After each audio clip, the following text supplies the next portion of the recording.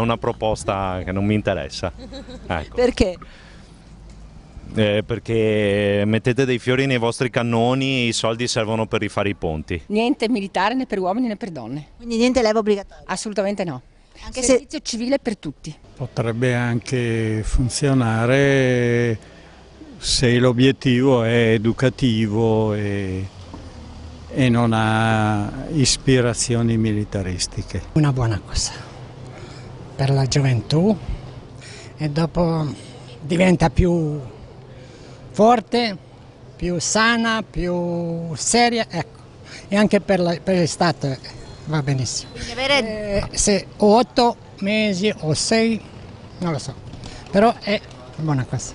Non farebbe male, non farebbe male. perché dice? Piuttosto che intanto i ragazzi crescono meglio, più responsabili da questo lato. Piuttosto che i 18 mesi che si facevano una volta, meglio gli 8 mesi. Secondo me c'è bisogno un po' di rieducare le persone al rispetto degli altri, non dico una rigidità, ma comunque a una vita un pochino più regolare. Secondo me no, anche no, direi. Io lo terrei a base volontaria.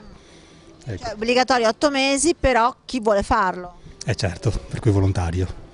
Anche perché ci vuole professionisti adesso, non è come una volta andava allo sbaraglio con un fuciletto in mano. Potrebbe essere interessante l'idea, però non so a livello di costi quanto possa essere conveniente per lo Stato, ecco questo è un po' il problema, bisogna capirlo. È interessante perché è sempre un'esperienza, io l'ho fatto quando ero giovane, per cui non vedo che sia stato così negativo.